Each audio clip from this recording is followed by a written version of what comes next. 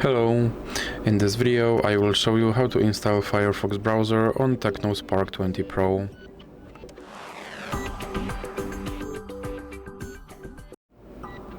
So you have to start by opening your Google Play Store, then click on search bar and type in Firefox.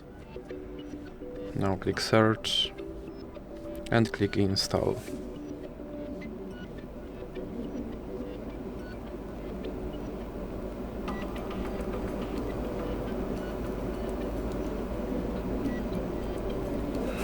And now you have to click open and then click continue. Here you have to select your default browser, or you have to click cancel, and now you can add Firefox widget, or you can click not now. Here you have to click sign in, or you can click not now. Now you can turn on notifications, or you can click not now. And here you can select your theme, or you can click save and continue, and you can pick turbo placement, or you can click save and continue again. And as you can see, my Firefox browser is now installed and is ready to use, so that's it for this video.